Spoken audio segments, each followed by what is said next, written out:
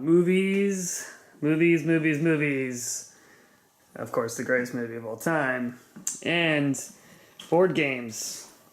How do they mix? Let's take a look. All right, so here at TIETS Board Games, reviews and interesting facts. Oops, you can see me in the reflection there. We're going to talk about Cinelinx. It is a board game / a card game for, as they say, people who love movies. Let's talk about it because obviously from the clip you just saw, I love movies. Let's see if this game is good for people who love movies. Okay, as I just talked about, I'm a movie fanatic. I was a guy who sat in movie theaters his entire life, watched movies, completely obsessed by them. I can tell you pretty much where I saw any movie at any given point in my life. It's kind of a weird sort of thing that I have in my brain. I can also pretty much match up any movie poster with any movie, which has led to, all these different CNETs and different movie games that have come out, and no one will play those games with me. Not to be arrogant here, well, I guess it is a little arrogant, but I know movies, and so games about movies have never, did I say games about movies? Yeah, games about movies, yeah, have never really been a huge success when it comes to playing. But this game came out on Kickstarter, Cinelinx, and I thought, oh, that's kind of cool. When I first got the game, I was like, oh, no one's going to play this game with me. I started looking at the cards, and it's got, Wes Anderson in there, Paul Thomas Anderson in there, and all these, kind of great directors, a lot of trendy new movies and stuff. So immediately I knew who to play this game with, my movie-going friends and the people that we talk about movies all the time, and thought I'd give it a swing to see how Cinelinx would pan out. What I found, and we'll talk a little bit more about the game in a minute, what I found about Cinelinx was very cool, was that whether you know a lot about movies, Cinelinx is hard. And I think the older you get, the harder it gets, because the brain just doesn't function like it used to, because you're going, I know that actor. I know what movies was he? I know he's in that movie. I know he did this, that, and the other. So very cool. There's 3 different ways you can play Cinelinx. One is there's 3 basic levels. Let me just pull this out so we can talk more about it. Oh, that's like a coupon for future. That's good way to advertise on it.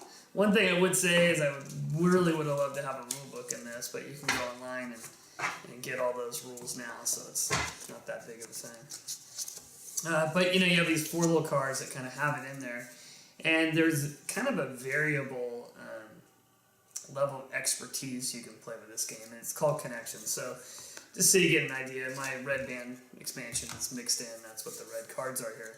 But you have Pulp Fiction, and then you can you basically you're going to go and you're going to connect cards. I guess Pulp Fiction could be a comedy. It's really not, so that could be something you could argue about. But, you're going to go and, you Green Mile, you could have drama, or you could have, like, Tom Hanks. There's different things that you can directly connect the cards with. So you're going to get this all on the table, and you're going to be connecting cards. And then if you put a director card down, you get a bonus card that allows you to do certain things. So it's kind of fun that way. But there's 3 different degrees of connection. So let me just go over them real quick. So your first degree connection is definitely, it's going to be really direct. John Carpenter, The Thing. Okay, he directed it. That's the closest connection. So that's what they call a first degree connection. And then a second degree connection would be something like if you had John Carpenter and then you put Kurt Russell. So you'd have John Carpenter. John Carpenter directed The Thing that starred Kurt Russell. That is the second degree. So the first time I played the game, that's kind of how we played it. Kind of not knowing the rules 100%, that's how we played it. Then you get into the third degree, which really advances it. So the way you can kind of imagine it is you have 1 card, then you have 2 cards in between it that are imaginary cards, and then your third card. So you could say, horror, and then you'd have John Carpenter, The Thing, Kurt Russell, so you could, put Kurt Russell next to horror. I think when you play that way, it makes the game, although you're thinking more, it makes it a little bit too easy, because the connections, if you know movies, you can knock them out pretty quick. So I would recommend that you play with people that know movies, that love movies, and then you get into the second degree. That's how we basically play it. It's really fun. You're trying to get rid of the 10 cards in your hand, and you're laying them out. You need kind of a big table. That's one thing I would say.